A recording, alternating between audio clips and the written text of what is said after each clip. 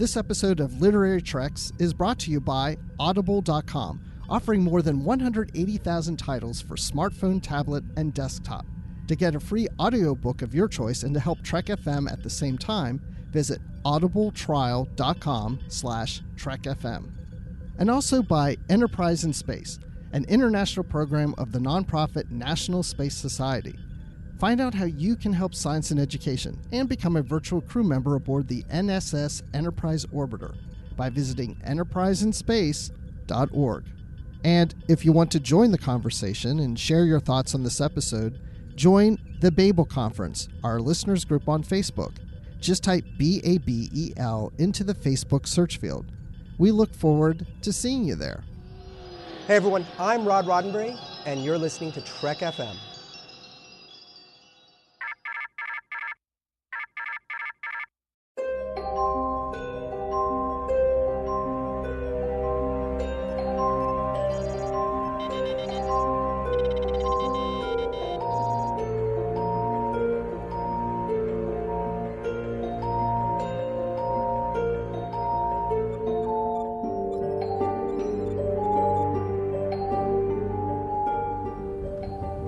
Are you taking all these books?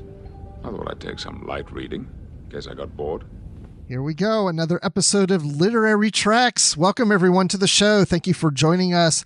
I am just one of your hosts, Bruce Gibson, and with me on this episode number 243 is Dan Gunther. Hey Bruce, how's it going? It's great. I feel like we should be at a wrestling match. I like it. Let's get ready. Oh, we can't finish that because of copyright purposes. So let's get ready to read then, I guess. Let's get ready to live long and read on. I like it. That should be the tagline at the end of the show. I like that idea. Everyone should listen to the end of the show just to hear what we're going to say. Also, and I'm way overdue in saying this, but thank you to everyone who tweeted #ToTheEnd. And that's all I'm going to say about that. Thank you so much. I don't know what that means. I think maybe 3 people tweeted that to us, and it was weeks and weeks ago. That. I know, I forgot about it too until I started getting the tweets because it's so long in between doing the episode and when it comes out. Oh my gosh, I have to look that up now. So today's feature is going to be a Deep Space Nine book, and it's called Millennium, Book 1, The Fall of Terok Nor. This is a book, I think I chose to do this series. I know it was on my wish list. I'm not sure, but I also think maybe someone also requested it or it came up before. I don't know. The thing is, this I wanted to make sure was on the schedule because I read these books years ago. I enjoyed them, and I thought they would be great in a way to honor the 30th anniversary of Deep Space Nine. So we're going to cover all 3 books here in the next 2 to 3 months. So in this episode, we're going to review it, and a few episodes later, we'll do the second book, and then a few after that, we'll do the third book. So before we get to that, we've got some news items. So here we go. Star Trek Discovery Special Edition, The Making of Season 1. Now, this I got a preview of when we were at Star Trek Las Vegas, Dan, and I think, if you may remember, there was a book panel on the opening day on Wednesday afternoon at I think it was at 1 o'clock, and my flight landed at 12:30. I do remember that. That was it was fun to watch you come scurrying in halfway through the panel, and that was a big panel because lots of really great news got announced there. But I was really glad you made it. And that was the first time we met face to face. It was. It was at that panel. And I come in, hey, I travel a lot. I got down to a science. I got off the plane at 12:30 and was walking in to the panel at 1:05. So 35 minutes to get off the plane, take a taxi, get to the hotel, go to registration to get my badge so I could get in. And then I took my luggage with me into the panel. And now that I think about it, I walked right past the front of the stage in front of everybody watching and put my luggage off to the side, sat down. Hi, Dan. You're like, hi, Bruce. Nice to meet you. Yeah. So anyway, long story short, the Titan Publishing came out with Star Trek Discovery Special Edition, and they showed it up there on the stage. And then I think it was Ian Spelling might have been the one that was talking about somebody up there who was on the panel. I can't remember. And they had to leave early and they threw their copy down on a table and said somebody could have it. And I ran up and grabbed it. I was very impressed with you that day, both making it to the panel on time and having the guts to go grab that, because that was impressive. That was cool. Guts is the key word, because at first I was like, I don't want to take it. I want somebody else to have it. And no one was going up. And I gave it at least 10, 15 seconds. And I was like, crap, I'm going up. I'm going to grab it because I want this thing. So I'm holding it in my hands. And the reason I'm mentioning it now is because there are 4 different cover editions that are out, and they really are just now hitting bookshelves, or just recently have been hitting bookshelves. So there's a hardcover version. There's the regular magazine format. There's a preview edition. And then there's the Star Trek Las Vegas exclusive cover, which is the one that I have here. So this is all just a preview of season 1. It's like the companion edition to season 1 of Discovery. And it's very colorful. It goes through every episode. There's interviews with actors and people behind the scenes. Gives you little nuggets of inside information throughout. Gives you ship details and designs and phaser designs and all the props and all these things. It's a really wonderful companion book. And so even though I didn't have to pay for this one, I recommend going and getting it. It's $9.95. I think it says is the cover price, $9.99 US and Canada for that. And Dan, I'm sorry I didn't even share it with you while we were there. No, it's all good. Actually, it was something that I'm kind of kicking myself. I meant to pick up from the Titan Books booth while we were in Vegas, but I just forgot. It slipped my mind, so I never did get a copy, but I'll have to keep an eye out at the bookstore and grab just the regular edition. Well, honestly, I mean, I would have shared it with you, but I put it in my bag as soon as I grabbed it, and I never looked at it until I got home. I never looked at it the whole time we were in Vegas because I just didn't have time. We were always running around and doing things, and until we got home I was like, oh wow, I haven't looked at this yet, but it's really nice. So that's in the news because it should be available everywhere now. And that being said, this is the part I've been waiting for. Let's go into the feature. I've never seen you more excited about a book. Well, it helps that I just had a beer. So as I mentioned, here in the feature, we're going to review the Deep Space Nine book, Millennium, The Fall of Terok Nor. It's book 1 of 3. It was written by Judith and Garfield Reeves-Stevens and published in March of 2000. Now, it also, if you get the original edition, it includes the 8th chapter of Starfleet Year 1 by Michael Jan Freeman. At that time, it was they were releasing chapters of this Starfleet Year 1 book at the back of different Star Trek novels. So every month a new Star Trek novel came out, it gave you the next chapter. But I just wanted to mention that was part of this book. And also, The Fall of Terok Nor was released as an audiobook and read by Joe Morton. So the book has been out for 18 years now. It came out shortly after Deep Space Nine went off the air. So all 7 seasons were completed. Dan, have you read this book before? I have not read this book before. And you just made my heart stop a little bit because you said it came out 18 years ago. And I was 18 in the year 2000. So it came out half of my life ago. And I'm just now realizing half of a lifetime to get to it. It did. Yeah, no, I've never read this book before. It's been a book that I've always heard really good things about, this whole trilogy. And for whatever reason, I just never got around to it. I do have all 3 books. I picked them up at a used bookstore at some point along the way and added them to my list to read at some point, but never got around to it. So definitely was really excited to see this on the schedule and to pick it up and finally read this story. I read these books when they first came out, and I mean, I'm giving it away right now. I love them, but that doesn't mean I love them now. You'll have to wait to the end to find out, because sometimes when you read a book and then you revisit it years later, sometimes you go, why did I love this book so much? I don't feel the same way now. Or there's times I've reread books, even on the show, where I read it before, I didn't care that much for it, and now I really loved it. Why? It just all depends where you are in your life or what was going on at the time sometimes. So my perspective may have changed. So I'm just going to throw that out there. That's a little tease. Now, don't fast forward. You're saying that you're not the exact same person you were 18 years ago?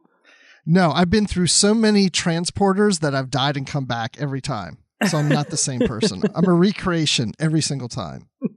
Nice.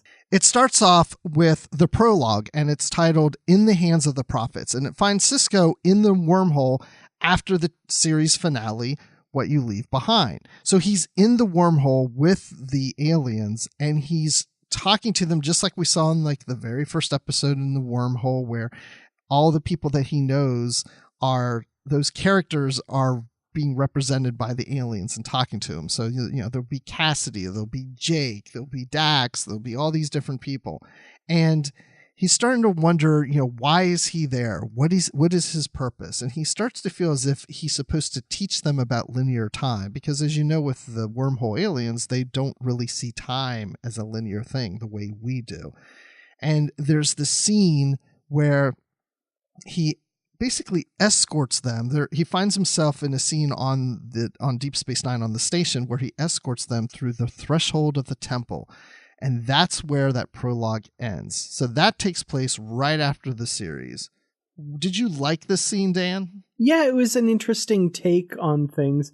I appreciated that, you know, the bulk of the book happens at a very specific point during the series, and I kind of knew that going in. So starting it out like this kind of surprised me because I hadn't realized there was this link to what happens after the series was over. So I thought it was a really interesting way to start the book, knowing that where it takes place in the series is not then. Yeah, you'd almost think reading the book, oh, this starts right after the series. This book must be the first of the relaunched Deep Space Nine books, but it's not necessarily. You're right. It's the bulk of the book takes place in a different time period. But then when we get to chapter 1, we're now during the day of withdrawal. And this is when the Cardassians leave Terok Nor, their occupation of Bajor. And on the station, we see Odo and Quark during this time period. And so there's a little scene venture that goes on in this chapter involving these two characters during the withdrawal.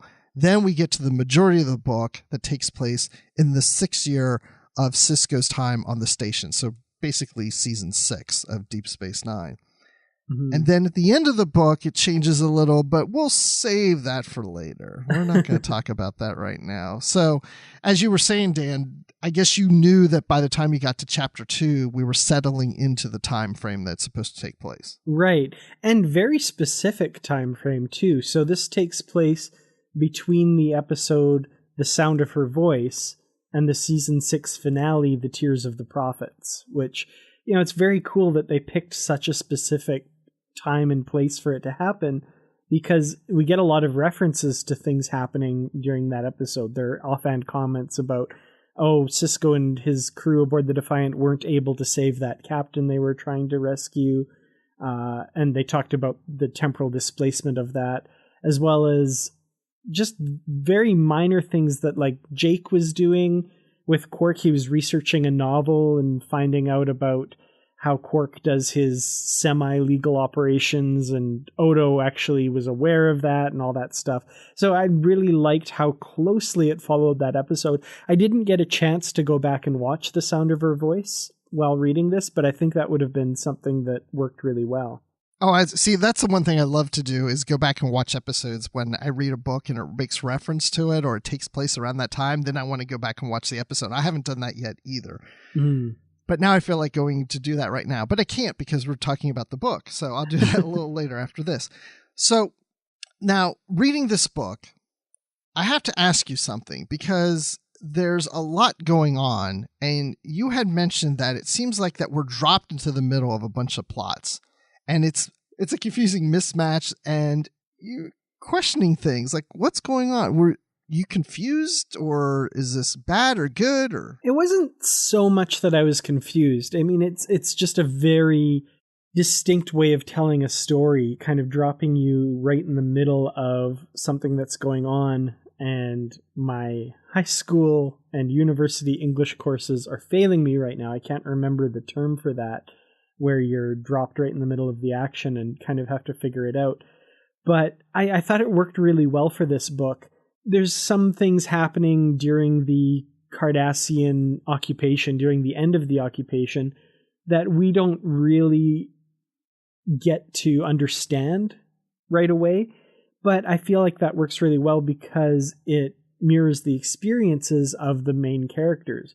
So Quark and Odo are kind of undergoing this Cardassian plot, I guess, and they have no idea what's going on. They have to go into this room and do this thing, and it's very they don't know why they have to do that, and the Cardassians aren't telling them anything. And I think us as the readers are kind of like, what's going on? I don't get it. But that's exactly how Quark and Odo are reacting to the situation. So I think that works really, really well. A lot of authors I've talked to actually say they'll write their novel and then they'll delete the first chapter, because that as a technique just works really well, because a lot of it is kind of exposition that really isn't necessary and stuff that the reader just picks up while they're reading the action. So, it kind of made me think of that a little bit. That's interesting. I hadn't thought about that. It worked for me too. I love how we get to this day of withdrawal and we're seeing what Quark and Odo are dealing with, and Quark goes into this environment where he's now all of a sudden outside and he's looking up at the stars, and then boom, you get to chapter 2 and we're on the station and it's years later, and you start to wonder, well, wait, what just happened with Quark? What was going on there? What all was happening? And it really creates a mystery. It's really a good setup for a mystery because, like you're saying, we're involved with the characters, so trying to figure out what is going on here, what is happening.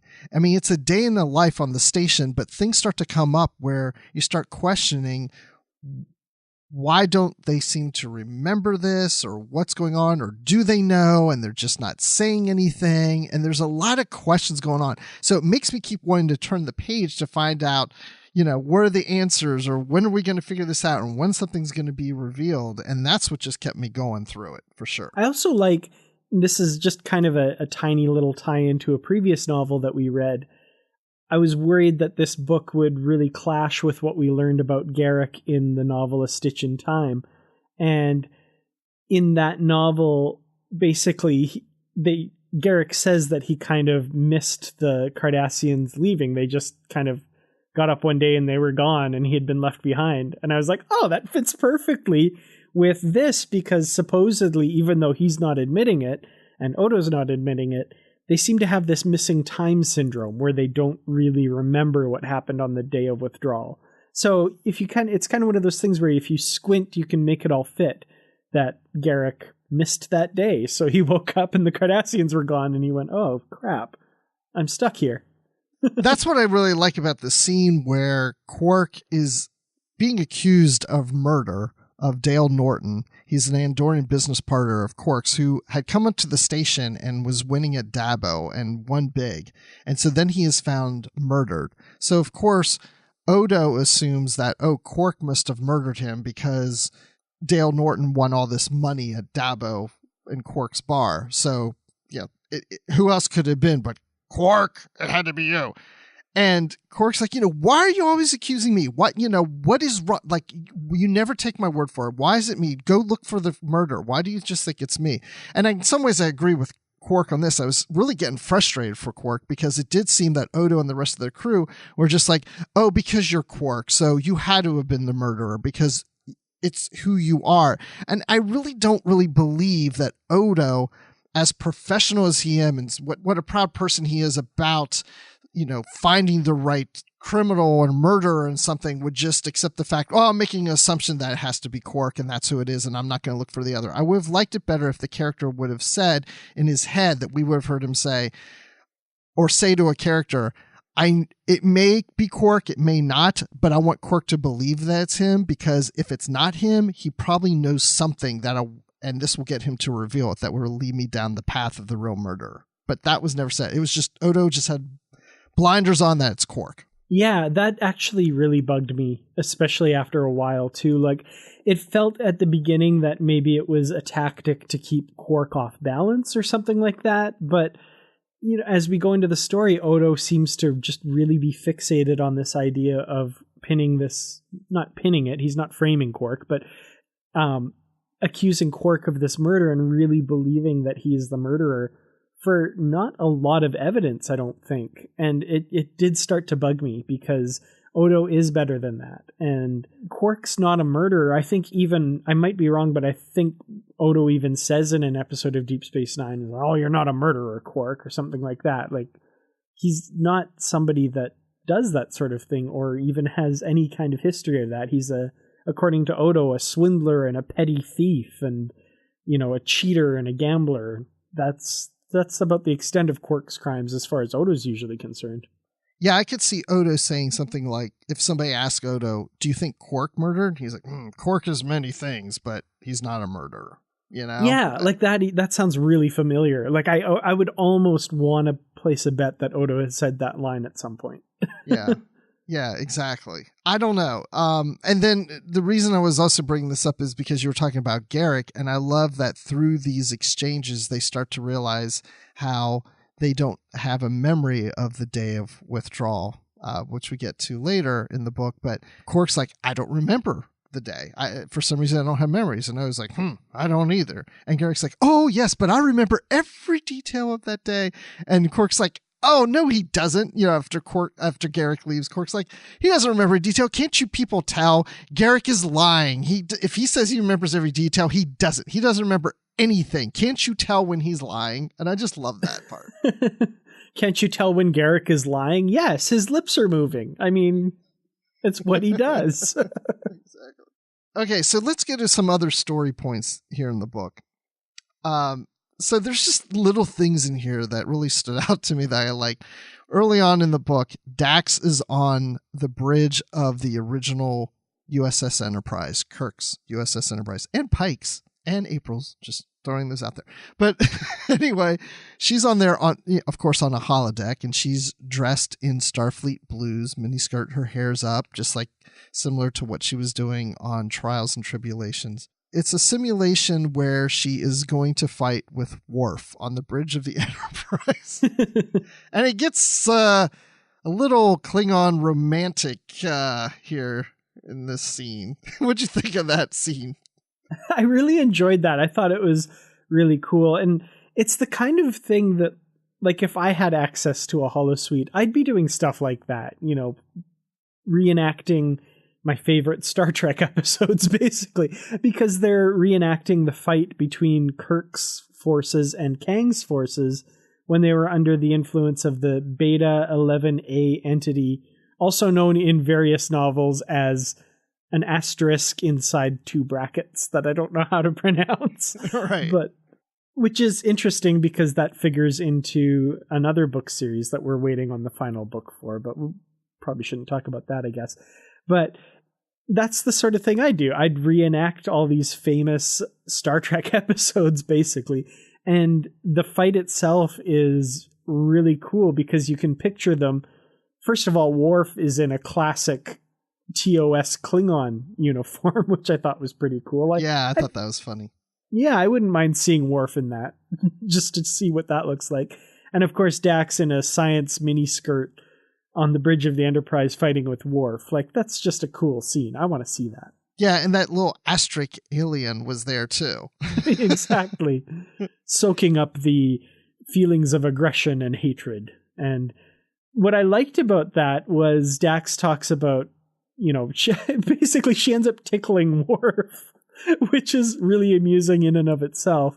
And under the assumption that Kirk's crew defeated this thing by laughing and getting the Klingons to all laugh at it.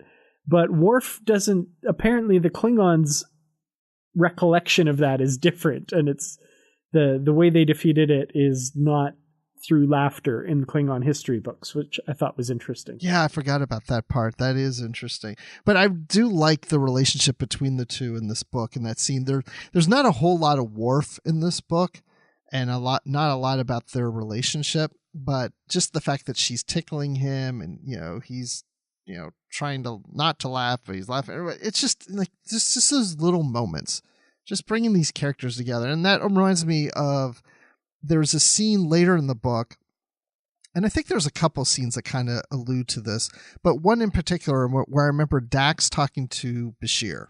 And of course, as the series had started, Bashir had a huge crush on Jadzia. And she was just always like, oh, basically little boy, whatever.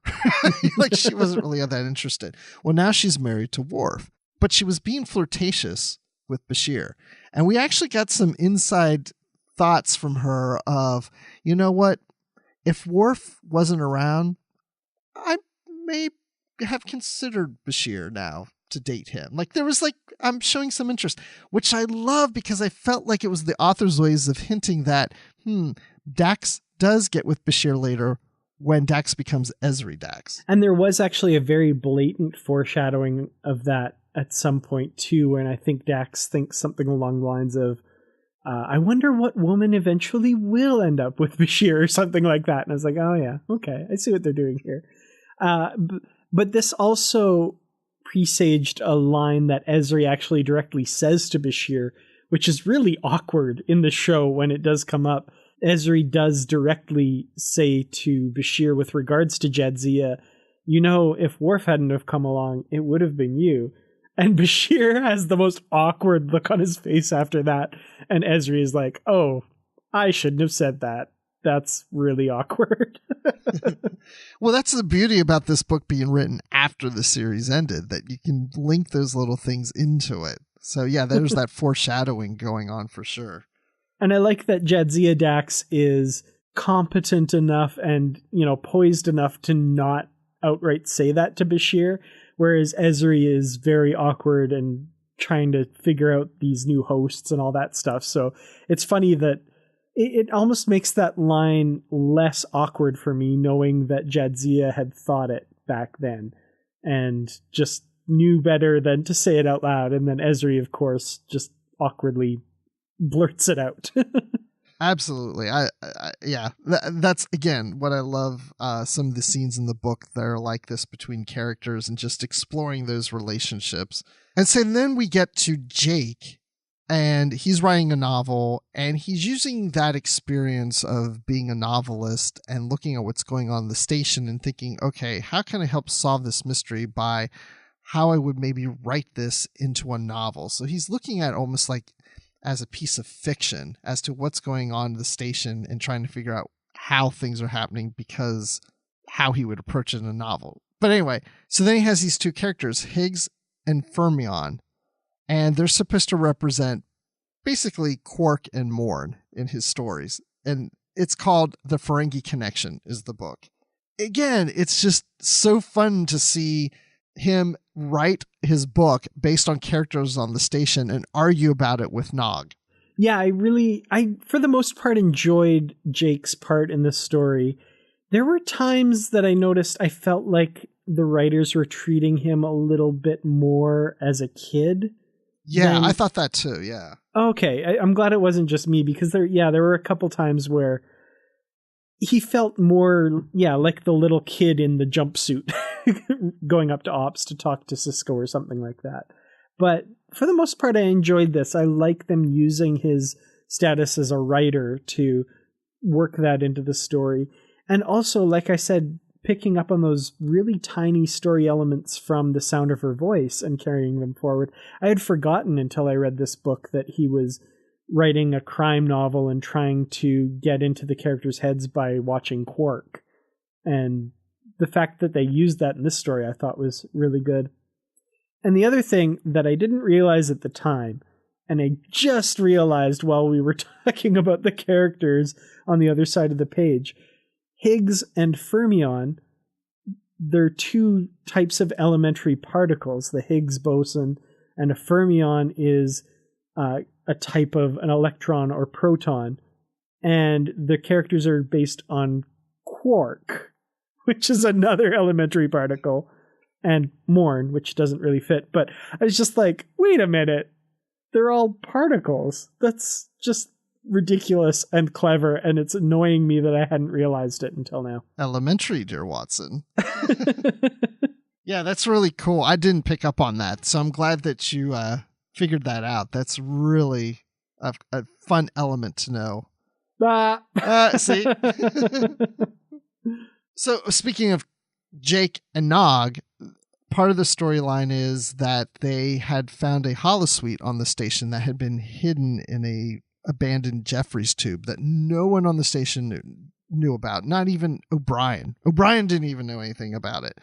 And they had been going there since they were younger kids, and they went to revisit it. This plays a big part here later in the novel, so I guess maybe we're starting to get into spoiler territory. I would say so at this point. So yeah, I'd agree. This is probably the time where it's going to be unavoidable coming up, I think. So if you haven't read and you don't want to be spoiled, then go read the book right now. Just go do it now. It's short. You'll get right through it. Yeah, Wait, right. no, it's not. But I thought this was really cool because, and I'll get into this a little later too about some other story elements, but what I love about it is this makes the station feel big because they have been on the station for 6 years and there's sections of it that no one has been to, or there's sections of it that have been hidden and not everybody's aware of it. And so again, that creates a bit of a mystery. Like, what were the Cardassians up to that they would have a holosuite hidden away, blocked off in some Jeffries tube that no one knows about? Something is going on there. And these kids have been playing in it this whole time. And it's tied into the servers or whatever elsewhere on the station because they're able to use holosuite programs that, you know, Jake's father has used or somebody else has used, that familiar programs in this holosuite. This is an element of Deep Space Nine that I've always really appreciated. I like the idea that it's set in this location that has decades of history before our characters came to it, and it was constructed by an alien race, and there are all these mysteries that are contained within it. It's something that the series went to a couple times, not a lot, but just enough to kind of maintain that air of mystery about the station. Now, this particular room that they think is a holosuite and, you know, is somehow tied into the systems, I have to ask, when you read this, did you kind of figure out the nature of the room before it was revealed outright, or was that something that surprised you? No, I pretty much figured it. And I don't know if I remember it from when I previously read the novel, but yeah, I figured it out. What about you? I had suspicions early on because I think there's a line when Quark has to first go in there on the day of the withdrawal or something like that that kept coming back to me. And then when they're investigating it and not finding any holo emitters or anything that's typical for a holosuite, I was like, okay, I think I'm right. And we ultimately do find out. And again, we've already warned you about spoilers, but there's this orb that's apparently in that room, and it's not a holosuite responding to their voice commands. It's an orb showing them what they want to see, which I thought was interesting, but also something that I was like, I think I figured this out. And not the kind of orb that you're used to. No, this is a very different orb. This is one of the famed or fake red orbs of Jalbador, if you believe it. Actually, that would have been a great title for the book. Yeah. I don't know. The Fall of Terok Nor. I do like that title, though. That is true. That is a good one. We'll talk a little bit more about the red orbs here coming up soon. Another couple things I want to mention real quick is I love the idea of the Defiant, and they're using that to scan the station to find other areas of the station they may not be aware of. Yeah, that was a fun scene. I thought that was really cool using this scan. And basically they're doing a complete scan of the entire station and comparing it to the blueprints that they have on file to find any kind of more discrepancies. And what it reveals is really interesting when they discover that the waste treatment plant is missing, or somebody has a sensor masking net up or something. Yeah, every time you think they're figuring something out, there's a little something, well, or it's being masked, or something, you know, it's like, what's the real answer here? You know? And then also we find 2 dead Cardassians on the station from years ago, and they've been kind of fused in with the hull plating, I guess. Yeah, with the hull plating. They're fused in with the hull plating, and it's from many years ago. And again, they think Quark has something to do with it. At this point, I'm shaking my head going, no, come on, guys. Like, Quark, no. Stop. Well, and they relate it to the recent murder on the station of Down Norton. And I'm like, okay, this is years ago. Why do you think there's some kind of relation between the two? That didn't really connect with me. Yeah, I think they were suspicious that they were both killed by a microwave weapon or something like that. But it was just such a tenuous connection. And the fact that it's years apart, just, yeah. At this point, I was getting pretty tired of them blaming Quark. I was as upset as Quark was, I think. Yeah, I was the same boat. I just thought they were being really unfair to Quark without having all the answers.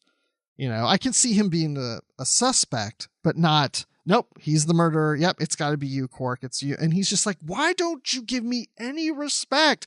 Why don't you listen? You people never listen. I mean, I just wanted to go, that's true. You know, why are they not listening? It's driving me crazy. But yeah, the whole microwave thing. That's right. I remember them making that connection, saying that, there's this microwave thing with the Cardassians is somewhat similar to what happened to Down Norton. And so they must be connected, even though the Cardassians died years ago. And, you know, remember at this time, the Dominion War is going on. There's a lot of stuff going on. And that is even mentioned to Sisko at one point. Like, why are you worrying about a murder that's happened years ago? And he's like, because I don't want my people to forget things, because Quark and Odo don't remember the day of withdrawal. And then there's this murder. And if all of a sudden my crew is starting to forget things, we need to figure this out now. And I'm like, figure out something that happened 6 years ago that you just discovered, and all of a sudden you think everything's going to turn out to be a disaster. I don't know, that I felt like it was like kind of stretching it at this point a little bit. Yeah, for sure. It's something that, you know, these bodies were just discovered now, but if you think about it, they've been there for 6 years, just kind of stuck in the hull. And I understand the urgency of, you know, wanting to figure out what's happening now, and if this has something to do with it. I can see them kind of being overly cautious and wanting to figure that all out. But at the same time, the thing that really bugs me is bringing Quark into it and saying that he must have something to do with it and all this kind of stuff. It seems like an odd way for the plot to go at that point. I'd think he'd kind of be past suspicion at this point with regards to that. I thought it was going to clear his name. Like, oh, well, then maybe it wasn't Quark. But they're still kind of going along the lines of, oh, it's probably Quark. Yeah. But outside of that, I mean, it did make for some fun scenes. Great interaction between the characters and Quark. I mean, especially with Quark. I mean, I just thought he was brilliant in this book. Yeah, I agree. Quark really steps up in this book. And I recently re-listened to our episode about the 34th rule. So that was kind of fresh in my mind about how a lot of times we think of this character as just kind of a silly Ferengi and all this stuff, but there really is a serious side to this character. And I think he comes across really well in this story as a character that should be taken seriously. You know, he obviously has a very large piece to this puzzle because of his experiences on the day of the withdrawal. And I think the sooner they kind of come to their senses and realize they need to solve this with Quark's help rather than just blaming him is, you know, the better off they'll be. Then that kind of is a good connection then to who the actual villains are, or maybe they're villains and maybe they're connected to the murders. We don't know.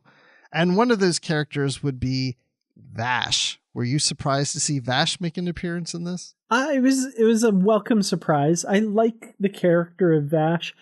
I don't know that this book got her character quite right, but I was still happy to see her. Basically, there's this mystery surrounding, and again, we as the readers are kind of left in the dark for a while and have to learn bits and pieces.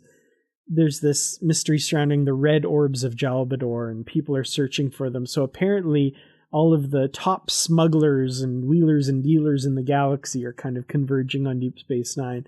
And Vash is one of them, and she's out to try and buy, I think, one of the orbs. She has a map. I can't remember if she's buying or selling, but she's she's interested anyway. Yeah, I can't remember if there was some kind of interest there. I think it was looking to buy the map, I think. Yeah, she's involved because she wants to know about the map and the red orbs, and Quark's got this, and he's put feelers out there for people to come in and bid and all that. So she was involved in that.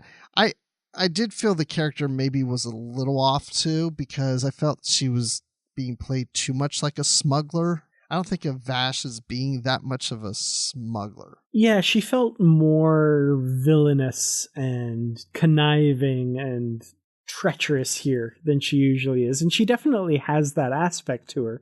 She, tries to go behind Jean-Luc's back to excavate some ruins where she shouldn't, and she pals around with Q and all that kind of stuff. But I don't know, she's never really struck me as a villain who's going to really hurt people or really try hard to subvert the law or something. I don't know. I could be wrong, but she came across as a little bit too villainous here. Yeah, even when she rescues Quark from the chains, and didn't she knock out Cisco? Is that right? Yeah, and I felt like she was going to leave him to die or something like that. Yeah, and Quark's like, no, we got to help, And she goes, I thought you didn't like him. And he's like, oh, no, I mean, he's the only person that's actually nice to me. Yeah, she had just a little bit too much of a dark streak to her that just didn't quite feel right. Yeah, maybe she was just in a bad mood. I don't know. That could be. Well, then we have another character named Base. And I can't wonder if it's really pronounced Base. It's Base. Mm-hmm. But I always he's a Ferengi, and Base just doesn't sound like a Ferengi name to me. But then again, I guess Quark is not, I don't know. Well, and apparently he's half Ferengi, half Klingon, I think. Well, I was thinking, I couldn't remember for sure if he was half Klingon or if he was just raised by Klingons and he's full Ferengi. But I remember the big deal with the Ferengi was that the one thing about Base that freaks them out is he actually grows hair. Yeah, he's shorter than the average Ferengi and he's got dark hair growing out of his head. I don't know. This character, I gotta say, I'm not all about that base. I didn't really like this character. I feel like he could have been interesting, but the story doesn't really use him all that well other than, in this kind of semi-climactic fight scene towards the end. He kind of shows up and wreaks havoc a little bit with a mini Batleth, I guess. I'm not sure what exactly is going on. He's very small, apparently, even for a Ferengi. And I don't know, I had a hard time picturing this character, and I wasn't a big fan. Yeah, there really wasn't a whole lot to him. He was just creepy, if anything. He was just he's running Quark's bar when Quark wasn't there, and he's just, just tiny and hairy and rude, and he's just, he kind of reminds me of possums. I don't know. When I see a possum, especially at night, it freaks me out. It's that's how I felt about this guy. He's a possum Ferengi. I don't know. So then we have another two characters. They're a team here. They're Andorians. It's Satr and Lain. Now, I don't know, again, pronunciation-wise, Satr. I'm just going to say Satr and Lain. Yeah, Satr and Lain. Basically, they're Andorian sisters who believe that Quark has killed their brother, who is the aforementioned Dal Norton. I don't know why he gets two names and they only get one. Maybe they're Satr Norton and Lain Norton? I don't know how Ferengi or how Andorian names work in this book. Or maybe Satr's last name is Day. Saturday. Yeah, it could be. I think. Sorry. Yeah, no, that's bravo. Satr Norton. That sounds better. Okay. But anyway. Yeah, so they're these two Andorian sisters. Basically, they're smugglers as well. They're looking to get their hands on these orbs, I think. And they kind of have this vendetta out for Quark because, like I said, they believe that he killed their brother. That whole thing leads to Quark being in protective custody at the beginning of the novel, which turns into actual custody because Odo does think that he killed this Ferengi or this Andorian. And it kind of gets a little confused as to exactly what their role is and what they believe, because the whole idea that they're after Quark for killing their brother kind of seems to get dropped at one point very quickly. I don't know what I thought about these two. They seemed vicious. That was one thing. They were very good fighters and very threatening towards Quark. I could understand why he's so freaked out about them. We don't learn a whole lot about them. That's the thing. We don't know a lot about their characters. They're just these sisters that, accuse Quark. And so Odo believes that Quark is the murderer because they say it's him. And then they go missing and then they show up. And it's just, they're very violent, and as most Andorians can be. So, and then they capture Quark and they have him in chains, as we mentioned earlier. Then Vash comes and helps Quark, but O'Brien and Cisco get there before that. And it's kind of this part of the station where it's like sewage is there. So it's kind of gross and everything. And it's fun. I don't know what it is. I don't think of myself as one who loves Andorians, but every time an Andorian shows up, I'm always getting excited about that. I don't know if it's because they're blue and blue's my favorite color. I don't feel the same way when I see Bolians. It's something about the antenna, maybe. I don't know. I think it's the antenna. It has something to do with it, yes. And then we have some Cardassian characters that we meet very early on during the Day of Withdrawal, and then later in this novel, Terrell and her Cardassian compatriots, which includes a bald Cardassian, because that seems to get mentioned very often. The bald one, that just kept coming up. So I found these characters to be, Terrell actually, to be very interesting. Because she's really the villain of this book. Yeah, absolutely. I really liked these characters as well, and especially, like you said, Terrell. She is very menacing. I don't know, there's something about the way, like her presence, the way she commanded and was so threatening. She really is a presence that looms large in this novel.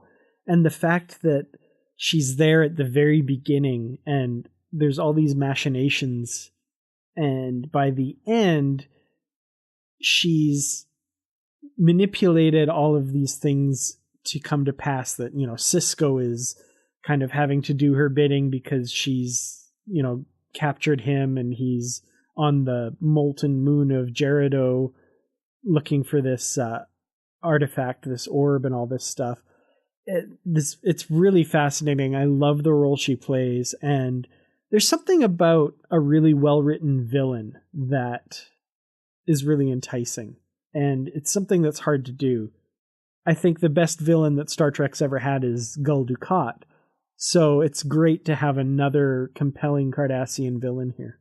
There's just something about the whole Cardassian situation with the Day of Withdrawal, and that she was there, and now she's back, and she has the missing puzzle pieces, and at the same time is introducing us into this concept of the red orbs and what those are about, and she kind of just brings about more of a mystery to everything that's going on. It's always providing more details that make you question, so what does that mean, and where did that come from?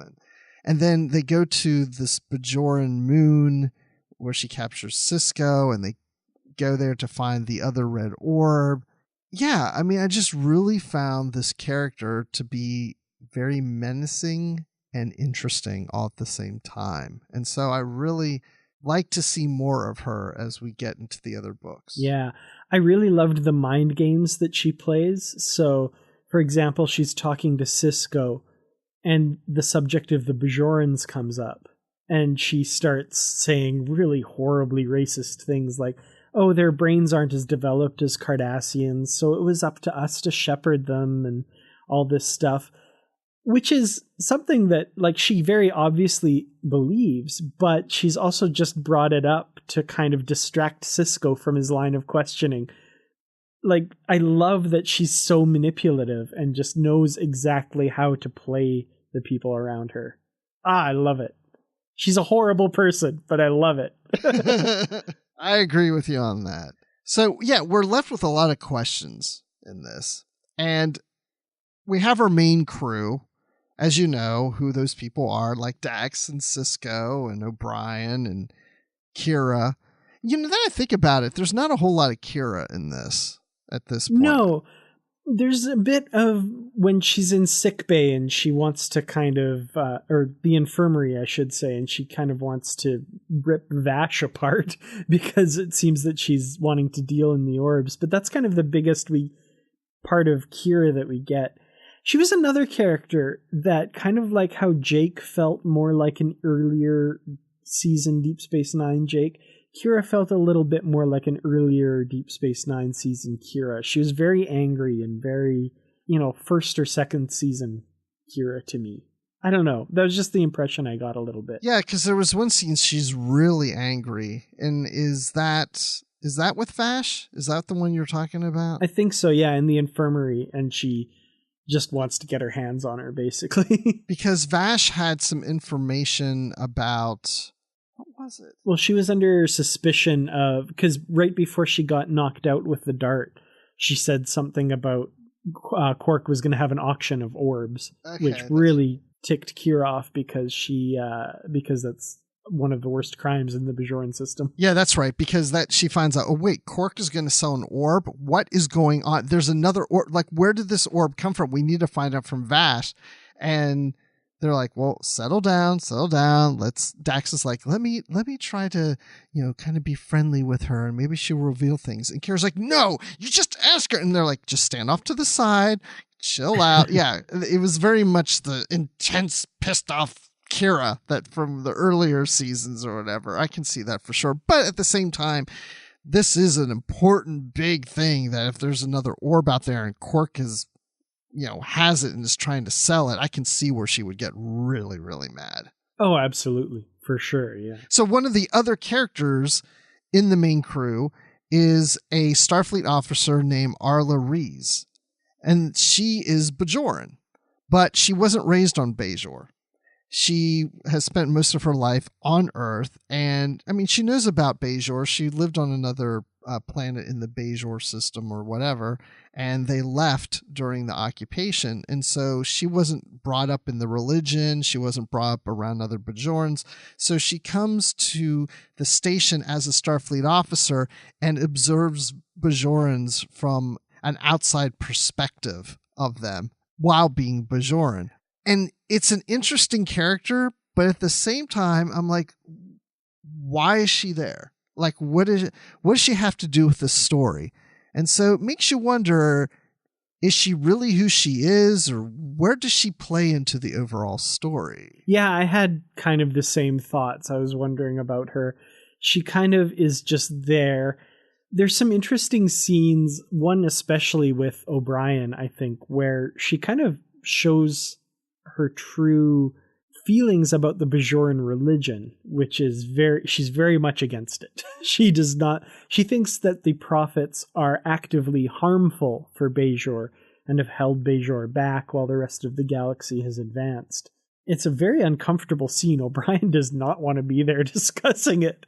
And I think he's like slowly reaching for his comm badge to like find an excuse to get out of this conversation. Because he even said there's certain topics he was told never to discuss, and that is religion, politics, and there was like one other thing. Yeah, it's the topics that you don't discuss with your family around the Thanksgiving table, right? Like, religion and politics are two of the really big ones. And she goes right at it. Oh, yeah. Which, it's one of those things that's always been an interesting balancing act on Deep Space Nine. The Federation characters are just there at the invitation of the Bajorans to administrate this station, which is still owned by the Bajorans. And there's that, there's a lot of really great episodes where there's that conflict between science and religion, In the Hands of the Prophets being one of them from the end of season 1. I love when that debate comes up, but she is just so against the prophets. It's not even a little disagreement about the nature of the wormhole. It's, no, the prophets are bad and they should not be worshipped, and you are all really stupid for worshipping them. It's like, whoa. Well, she makes that point to O'Brien. She says, well, Bajorans have been around longer than humans, longer than Cardassians, Klingons, Romulans, or whatever. And she points out the fact that, why are we not as advanced in, technology or taking over parts of the galaxy? It's because they're more passive. They've just kind of lived by the rules of the prophets, and as they're just living their lives on Bajor, Klingons are taking over parts of the galaxy. Starfleet, the Federation, is exploring and taking long trips and creating the Federation and Klingon and Federation space and all these, and the Romulans, and everybody's just like surpassing them, even though they were around first.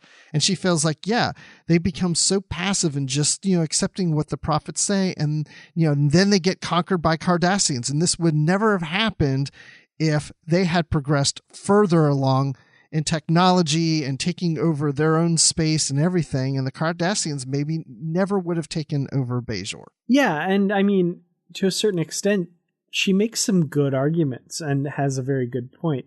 But at the same time, I kind of want to say, like, maybe that's not the way to go. Bajorans, when they're not under the boot heels of the Cardassians, seem to have a pretty great little planet and a great life, leading an interstellar federation or conquering worlds. Maybe that's not the route to go. Maybe the Bajorans have things figured out a little bit more than we do.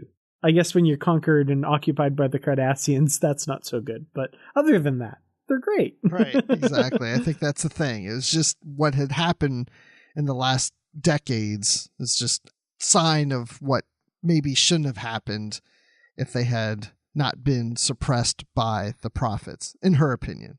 And then it comes to these red orbs, which I really found fascinating because, again, it's almost like the station where we find out there's hidden areas of the station that no one knows about. And again, we just assume when we watch Deep Space Nine that there's these orbs and that's all it is. There's just these orbs. But no, there are another type of orb out there, and they're called the red orbs. So we have the regular orbs, which are blue, and now these red orbs. And legend has it that the red orbs, the three that are brought together, will form and open a new wormhole. And what's interesting is how Kira explains, red orbs, whatever. Is that what Quark was hiding? Even though I got really mad about it, it was just red orbs. Those are fairy tales. They're just children's stories. They don't actually exist. And my favorite thing is even with Kai Wynn, when Sisko even brings her the two of the red orbs and they glow, and she's just like, and he's like, we should study these, take them back to Bajor. She's like, oh, come on, don't fall for these childish stories. Red orbs don't really exist. Don't be fooled by this. He's like, but they are glowing. She's like, I have seen other things glow. That was one of my favorite lines. I was hoping you'd mention that. I've seen things glow. And I was like, yeah, she's got a point. Like, things glow. But yeah, no, Kai Wynn, I think, in this novel, they got her voice perfect. When her first line, when Sisko goes to meet her, and she says something like, oh, emissary, I just love being called to the station in the middle of my many important things that I do on the planet. I especially find the many hours that it takes to fly here gives me a great time to, meditate and reflect on my life. Wow, she's so... Oh, that was perfect. I totally heard her voice coming through there. Oh my gosh, absolutely. And then she turns to Kira and she goes, oh, and Kira, and I mean, just it's so good to see you again. And you could just feel Kira just it's good to see you too, Kai Wynn. Biting her teeth, Oh, yeah. I mean, that was great. And then, she's not willing to help them. I mean, she's not in there very long. But he even questions, he's like, why did you make the trip? You knew why you were coming here. It was for the red orbs, and you don't even want to do anything about it. Why would you even bother? And you do kind of wonder, it's like, what is wrong with you, woman? You just want to get at people. Yeah, no kidding. I'm happy to see her because I think, as horrible as her character is, I love the presence she brings to Deep Space Nine and how other people react to her. But yeah, she's not in this story for very long. It's kind of odd that they bring her in for the really small part she has too. Yes, but he eventually says, well, if he gets the 3 orbs, he'll invite her to see them. And she's like, oh, okay, I'd love to see your wormhole, whatever. So, and which they do find. Little does she know. Yeah, they found that 3rd orb, because you take the orbs and when you put 2 of them together, they start to glow and they like pulsate the light.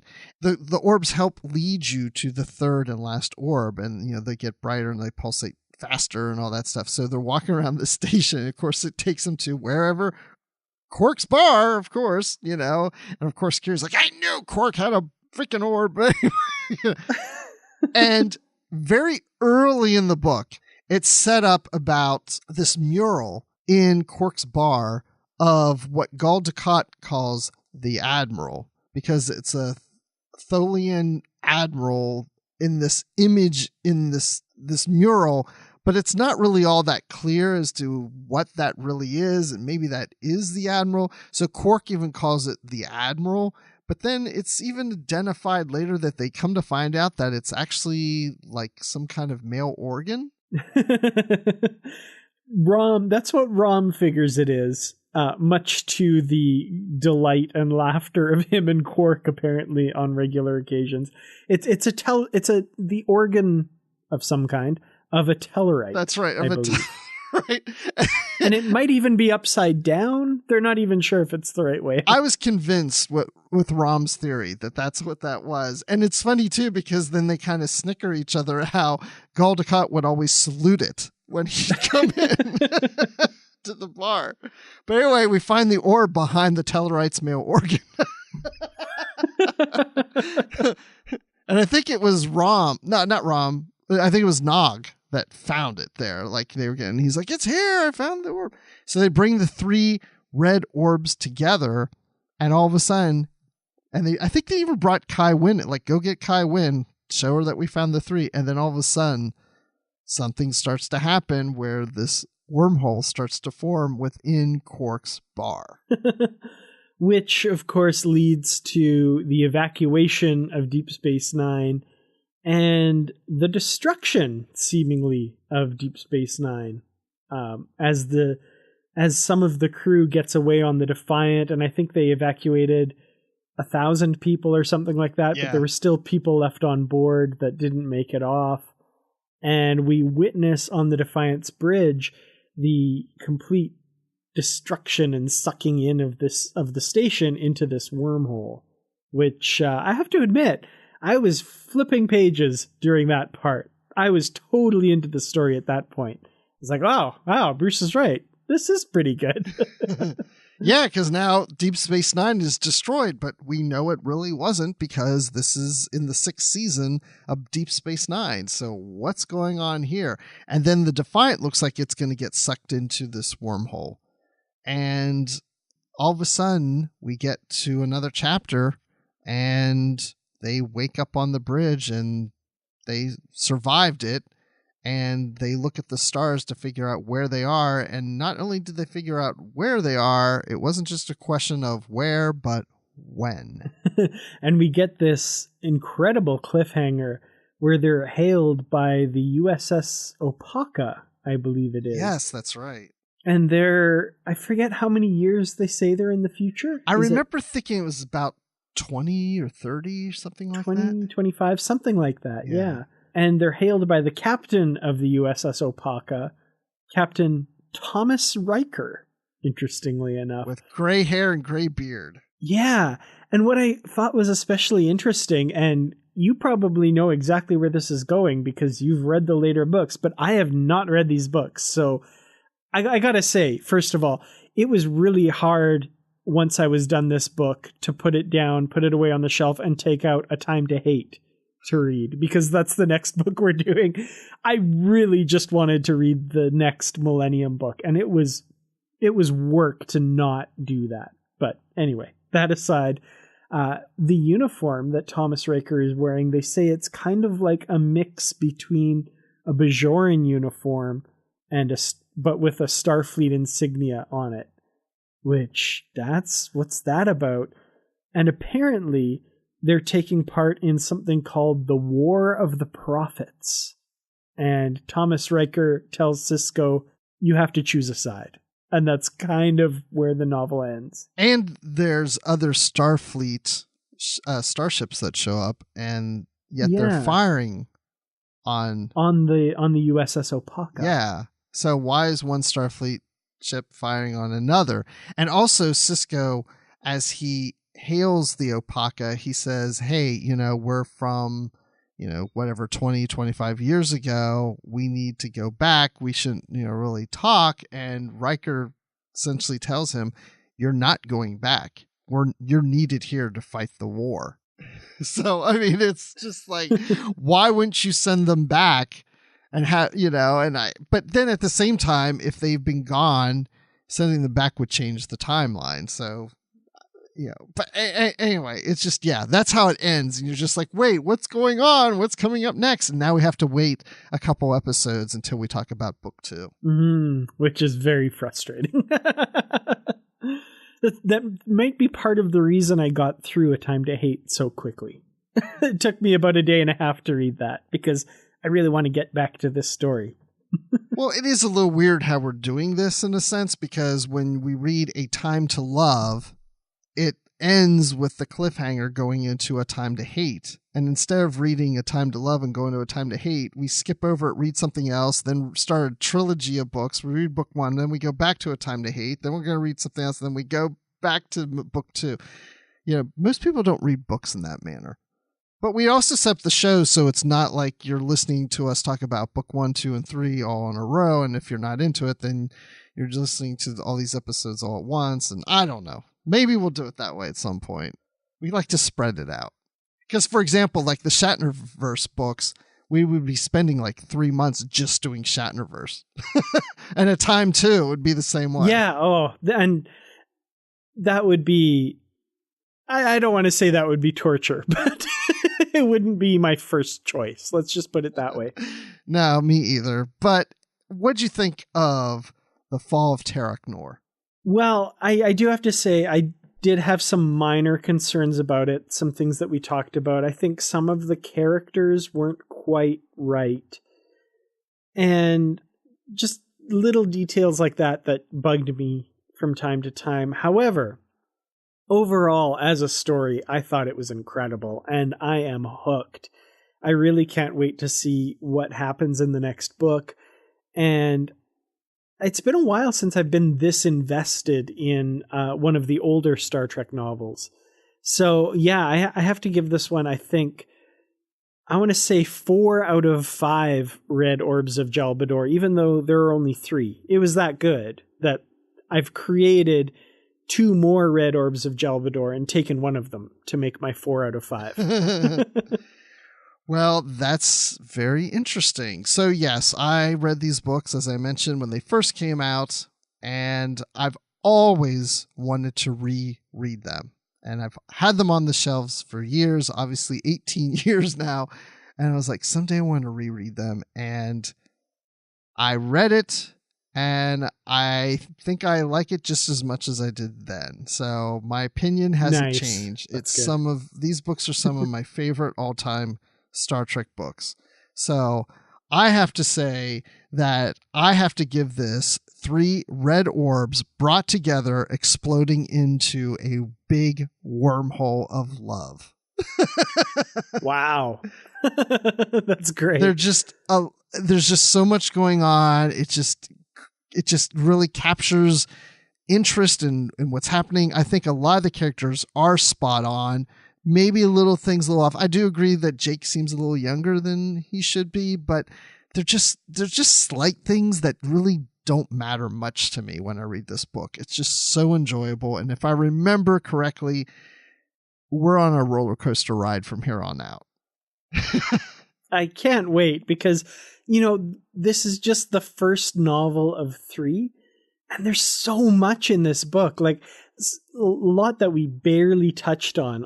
There's so many twists and turns in this plot that we didn't even mention, 3/4 of them, I think. So I'm really And excited. for those who are fans of Vic Fontaine, he makes an appearance in here too. That's true. That's very true. A very fun appearance too. I really liked his role. Yes. So check it out. If you love Deep Space Nine, I would definitely recommend reading this book. Even if you don't read Star Trek books, you might want to read this one, in my opinion. Well, Bruce, wait, we're receiving a hail. It's from us in the future. We've apparently gone to the future and something's going on. I don't get it. I don't know what's going on, but wait a minute. Was there a wormhole that just destroyed our recording studios? What just happened? My God, I'm so confused. Yes, it was a wormhole of love that I created. Oh, shoot. You brought your 3 orbs together and created a wormhole of love. You destroyed our homes using the power of love. That's the power of love. Dun, dun, dun, dun. Oh, wow. Well, it's been fun singing about the power of love today, but it's not the only thing we've been singing or discussing on the network. So here's a quick look at some of the other things you may have missed elsewhere on Trek FM. Previously on Trek.fm, Primitive Culture, a look at history and culture through Star Trek. You know, I remember the freedom of having my own car, and believe it or not, I actually had a Plymouth Fury. It wasn't a 58, right? No way. It was a 73, but yeah, my first car was a Plymouth Fury, and the movie was part of the reason why. When I saw that for sale, it was a cheap car. I paid like $500, $300, something like that for it. It was in really good Brandon, shape. you really didn't take the message of this movie. You went out and bought one of those cars. It was yellow. It wasn't red, you know, so. Who knows? Someone might have sprayed it. Standard Orbit. We recorded most of the Shatner episodes. Every now and then we missed, like, okay, we'll get it next round with Nimoy. We kind of thought it'd be the same thing. It's like, oh, there's going to be no difference. It's just Spock reading it instead of Kirk. No, completely different, right? So it's like, oh, crap. We should have bought 160 tapes instead of 80 for this. Literary Treks. I did like the scenes with his family and Riker, spending the night at the home, getting up in the morning, having breakfast with the family. Oh, look, they made him coffee. There was just something really nice and settling about Riker just being in that situation and being treated with such respect and with arms around him, just welcoming him and making him feel at home. And I guess you don't really feel that all that often in many Star Trek stories when you beam down to a planet and you're just welcomed into somebody's home and you're just seeing what a normal, happy family is like. Warp 5. That's kind of how Trip acted, though, right? He needed to see this. He needed to actually step in to the situation, and I appreciate that. Like a lot of people give him some flack for being kind of pig-headed, or I think they even almost assume that he has a problem with the 3 genders, and he's like, no, I don't have a problem with the 3 genders. I have a problem that this third sex. I guess they get it wrong. Enterprise, the writers should have said sex the entire time. They should have said sex, but I'm guessing, they're on TV, and if they say sex a whole bunch, they might get the wrong idea. And that's what else is happening on Trek.fm. Check out all these shows and join the conversation about your favorite corner of the Star Trek universe and beyond, and you'll find us wherever you get your podcasts. And if you're an Apple user, be sure to hit the subscribe button in Apple Podcasts on iPhone, iPad, or Apple TV, or the desktop iTunes app to get the latest episodes as soon as they're published. And if you have the time, we'd love it if you left us a star rating and a written review. 5 stars if you love us. Fewer stars if you don't, but make sure to also tell us what we can do to make it better. If you're not an Apple user, we've got you covered as well. You can find our shows on Google Play Music, Stitcher, TuneIn, Spreaker, SoundCloud, Windows Phone, YouTube, in most third-party apps, and you can stream and download the MP3 file from our website or grab the RSS link. And if you'd like to help us keep our shows coming to you each and every week, you can become a patron of the network on Patreon. Visit patreon.com/TrekFM. That's patreon.com/TrekFM to get all the details. Perks include early access to episodes, exclusive content, producer credits, and more, available through our special patrons website, Patron Zone. It requires a great deal of money to produce, host, and distribute these shows each month, so we really appreciate any support you can give us and hope you'll join the team. Again, you'll find all the details at patreon.com/TrekFM. Well, we'd love to hear your thoughts on today's show, and there are many ways for you to get in touch with us. The best place to join the larger conversation is in the Babel Conference. That's our listeners group on Facebook. Just type Babel, that's Babel, into the search field on Facebook and it should come right up. If you'd like to send us an email, we'd love to get that from you as well. You can use the form on our website at trek.fm/contact. Choose to send to a show and select Literary Treks, and that'll come right to me or Bruce. And you can also find the network on Twitter, and we're on Twitter at TrekFM, and on Facebook at facebook.com/TrekFM. Find us on our Goodreads group where we have bookshelves with all our previously covered books as well as the currently reading section so you know what is coming up on future shows. Plus you get great conversations happening about the books and comics with fellow Goodreads users. So just search for Literary Treks on Goodreads and click to join group and we'll let you right in. And we'd like to thank Norman C. Lau, Ken Tripp, Greg Rosier, Brandon Shea Motella, Justin Ozer, and Jeffrey Harlan for their support of the Trek FM network and being associate producers for Literary Treks as well. So Dan, when you're not on the original 1701 bridge fighting with Dax, where can people find you? Well, you can find me recreating all sorts of really cool Star Trek adventures on the holosuite. And when I'm not doing that, you can find me on Twitter. I'm at Kertrats. That's Kertrats. You can find me on youtube.com/Kertrats Productions, where I make videos mostly about Star Trek, and on my book review website at treklit.com. And of course in the Babel Conference as well. And Bruce, when you're not hanging out in a secret holosuite with clothed Ferengi females, oh my, where can we find you? Ooh, the clothed ones create such a mystery for me. I might grow my hair out. But you can find me on Twitter at Admiral_Rex, and you can find me on the Star Wars Report podcast talking about Star Wars. So check that out. And of course, I'm always in the Babel Conference and on our Goodreads group. So check that out. So thanks everyone for listening. And until next time, live long and read on. What do you call that, light reading?